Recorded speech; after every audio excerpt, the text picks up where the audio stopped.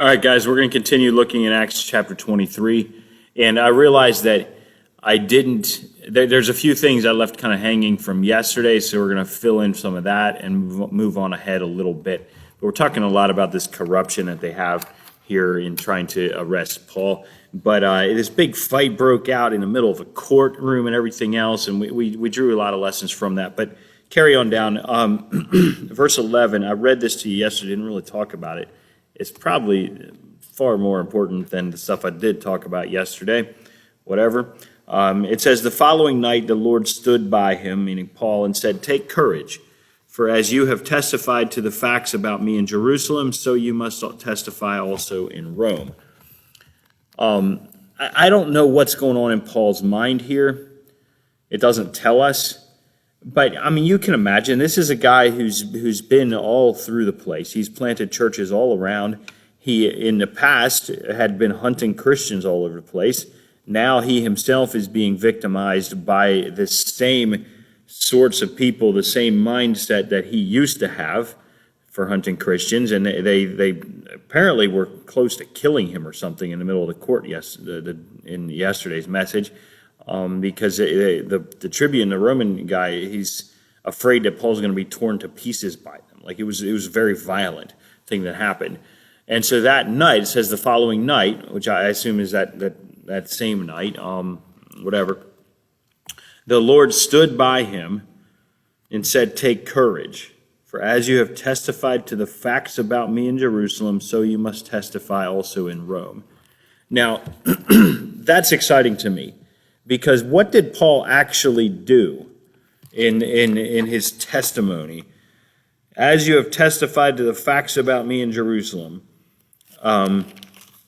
did he actually do a whole lot of that?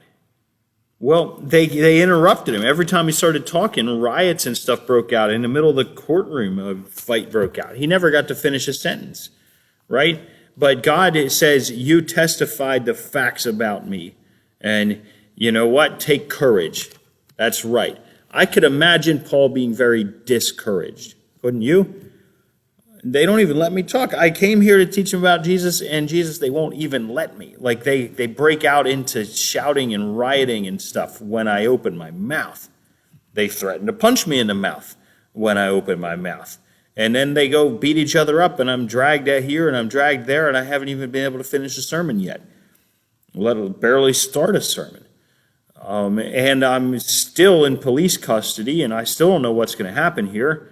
I don't know. I could easily see myself being discouraged greatly in this, like feeling like this was a waste. He had been warned all along the trail he followed on the way to Jerusalem. There were people stopping him at these different churches telling him, "Look, Paul, when you go to Jerusalem, they're going to tie you up. They're going to bind you up. You're going to be in trouble. Man, don't go." Like he was well warned and everything, and now here he is doing it. I could easily see him second guessing and being like, "Man, I should have listened to all those prophets, Agabus, this guy. I should have listened to these guys. They told me not to do this, and look, here I am, and is it just a waste? You know, what's going to happen?" I could easily see him being discouraged. But you know what? He was faithful. In everything he did, he was faithful. He did the right thing. He said the right thing. He went above and beyond. We saw, I think it was like a week ago in the message we did, how even when he went to Jerusalem, he went above and beyond to try to keep these guys happy, to fulfill like these vows and stuff that the Jews had kind of put on him. And he did it without complaining. He didn't do any of the things they accused him of. And God says, "Hey, listen, take courage. As you've testified to the facts about me in Jerusalem, so you must testify also in Rome." Look, we're not done yet, Paul. You've gotten to do it here in Jerusalem. Rome is next. And Paul's always wanted to go to Rome. Probably didn't think he was going to go to Rome on a prison ship. Probably didn't think he would go to Rome. Another way of thinking of that is that the Roman government would pay for his travels. Probably didn't think it would happen that way, but that's the way it's going to be. And God's saying, take courage. Your job is not done yet. You have a bigger job. Jerusalem's an important city, man, but there's already a church there. Rome, that's a big city. That's the most powerful city in the world, Paul, and you're going to get to go there. You're going to testify there to the high court, the Supreme Court. You're going to get to testify it in front of Caesar, okay? So take courage. I don't know if that applies to you. I don't know if you feel like you're struggling to share the gospel with people, but if you're trying to teach people about Jesus, take courage. There's going to be more opportunities. Take courage. If you're not trying to talk about Jesus, man, then take courage and start, okay? But let's keep reading because there's another thing I want to look at here. When it was day, the next day, God stood by him that night. Take courage. The next day, these other guys are up to no good. Okay, God is encouraging Paul. These guys are also pursuing. They're going full bore with their thing. Okay, they're not standing by silent. Sometimes evil just is evil. Okay, the Jews made a plot to bound themselves by an oath, neither to eat nor drink till they had killed Paul. There were more than 40 who made this conspiracy. Can you imagine how much hatred you'd have to have for somebody to get a gang of 40 of you to promise each other, I'm not going to eat or drink anything until we murder this man? Can you imagine how much hatred that is? And they were sitting in a courtroom with him yesterday. Like, they were trying to act dignified. They couldn't manage to be dignified for more than 10 seconds. But these are like respectable people in this society. Maybe not respectable, but respected. Powerful, authority sorts of people. Can you imagine how much hatred? My goodness. Anyway, there were more than 40 who made this conspiracy. They went to the chief priests and elders. So the even greater authorities, the even more respected people, they go to them. They want to bring them into it. And they say, we have strictly bound ourselves by an oath to taste no food till we have killed Paul. Now, therefore, you, along with the council, give notice to the tribune to bring him down to you, as though you were going to determine his case more exactly, and we are ready to kill him before he comes near. So these 40 made the vow, and they have a plan, and now they go to the chief priests and the elders, and they say, we want you guys to help us. And that's the plan.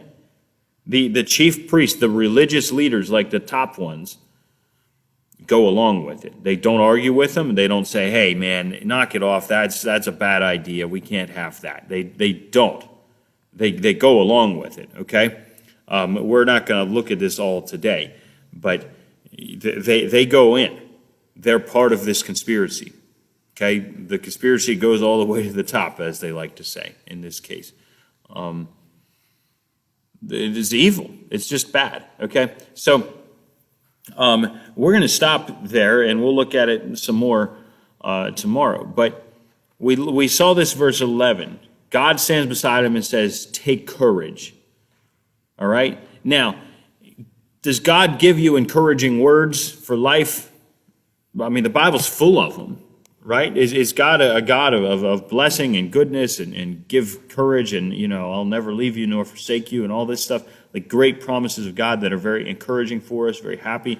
You like to get them on your posters, your inspirational verses and stuff like that, right? I don't have plans to harm you. I'm only going to bless you and all this stuff. God, the Bible's full of that. God is always making promises like that, okay? And I believe them all. But I think they're easily misunderstood, okay? Because if you want to take that on a shallow level and just say, oh, yeah, God's only going to bless me. Prophets can only give encouraging words that are uplifting and make everybody feel good or something. I've heard people say this. Well, guess what? The next day, the top religious leaders, a lot of them, form this rogue gang to kill Paul. And Paul is still in police custody.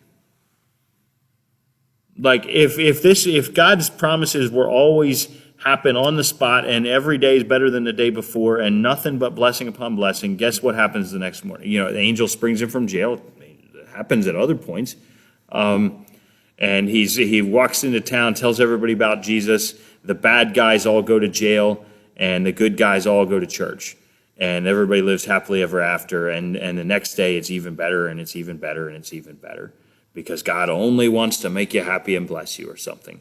Whatever nonsense. And it's wrong. God says, take courage, Paul, because you're going to keep riding this prison ship all the way to Rome. Take courage, because you're going to need courage. You don't need courage if life is easy, right? You don't need courage if it's just a walk in the park full of flowers and stuff. Why would the Bible tell you to have courage all the time and to be strong and to persevere and endurance? Why would the Bible bother with any of that if it was all just blessings? Paul's got to face this. He's got people trying to kill him in the middle of a courtroom. And then the next day, since he's taken out of the courtroom, they have a plan to ambush him on the road and kill him. And ambush him on the road with a Roman police escort. They're going to ambush the whole thing and kill him. I mean, there's evil out there, guys. I mean, you know this. We all know it. But let's make sure our doctrines, the things that we believe, are lined up with reality and that we live this out. God tells him to take courage because he's in it for a long way. He's going to be suffering a lot. He's going to be persecuted a lot more. Ultimately, Paul's going to die for his faith. That's why he needs courage. He doesn't need courage because everything's going to go well. I share that because I see it often. And what it leads to is when something bad does happen, and all your Bible verses that you know are just these happy promises that sound great, and then something bad happens, if your faith is based on a false understanding of God's promises, then you're going to lose your faith when reality hits.